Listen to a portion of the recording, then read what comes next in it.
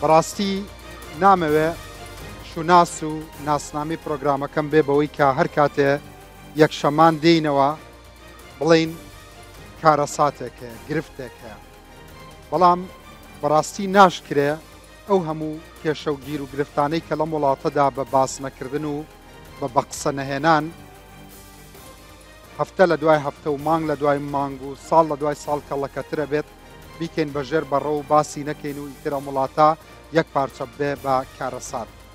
هەموو بە قسەهێنانێکی ئەم پرۆگرامە لە پێناوی ئەوەدایە کە چارەسەر بێت.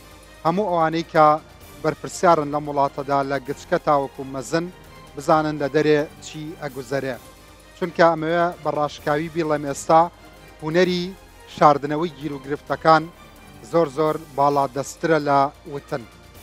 ئەمەوێ پێتان بڵێم ئێمە سەرڕای ئەوەی کە ساڵانە پرۆسەی خوێندن لە وڵاتی ئێمەدا ساڵی 30,000 کەس ئەخەینە سەر شەقامەکان، بەڵام لەولاوە لەبری ئەوەی کە شوێنی کاریان بۆ بدۆزینەوە ئەمەوێ بزانن پێتان بڵێم بەشێکی زۆری کارگەکانی ئەم وڵاتە ئۆفەریان بۆ دێ و بە ناڕاستەوخۆ ڕاو دەنرێن خەریکە ڕووەکەنەوە ناوچەکانی باشوور و ناوەڕاستی عێراق.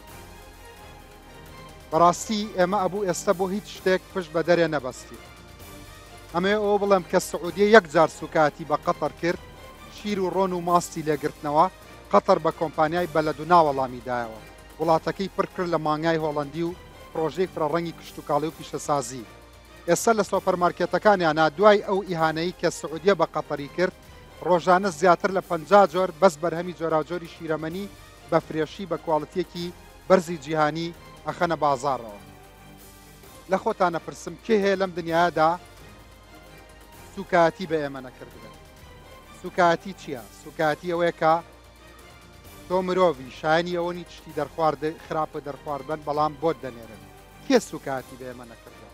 لە پیرۆسترین پرۆژە و شوناسی نەتەوەییماندا لە یادمە پیان دەوتین سنوورەکانتان لێداخین، ئێمەش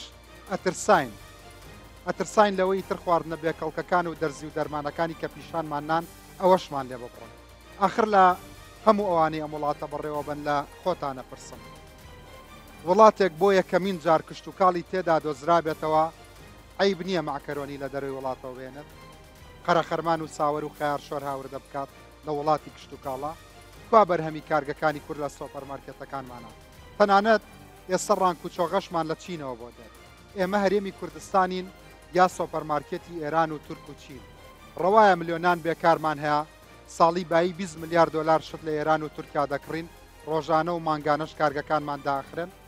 ڕەوایە لە سەردەمی بەعسی فاشستی دیکتاتۆردا کە وەزیری پیشەسازی عەرەب بوو، سلێمانی و هەولێر کارگەی زیاتریان تێدا بوو، دڵمان بە کارگەی شیش و چیمەنتۆ خۆشە، ناڵێم ئەمە گرنگ نییە، بەڵام بەشداریکردنی ئەو کارگانەی کە سەرمایی گەورەیان هەیە دلیلی چالاکی کەرتی پیشەسازی نییە، بەڵکووە بێ وڵات پڕ بکەین لە کارگەی گچکە و پرۆژەی بچکۆلە و مامناوەندی فرەڕەنگ و جۆرا و جۆر. بەڵام ئێستا بڕۆینە لای خاوەن کارگەکان بزانین چه باسە. دیارە من حەزمە کرد کاربەدەستان بە تایبەتی وەزیری بازرگانی و پیشەسازی لێرە وایە داوەتیشم کرد، بەڵام دیارە ئیلتیزامێکی هەبوو.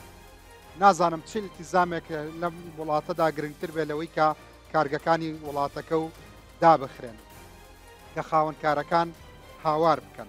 ئەمە جگەلەوەی بەڕاستی ئەمیز جەنابی وەزیر لێرە بێ بۆی کە بە ناوی هەزاران خانەوادەی ئەم وڵاتەوە پێی بڵێم 2 ساڵ پێش ئێستا کاتێکە ئاردەمشکاویەکەمان پیشاننا لە ڕوودا و نمایشێکی تەلەڤیزۆنی سازکرا لە وڵاتەیە بێخەتایەک دادگایی کرا لەسەر شاشەکانی تەلەڤیزۆن و فەسڵ کرا، هەرچەندە دوایی لەبەرەوە نەپرۆسەکە پەلەپەل بوو، دوایی زانیان خەتای ئەو نییە بە پەلا هێنایەنەوە.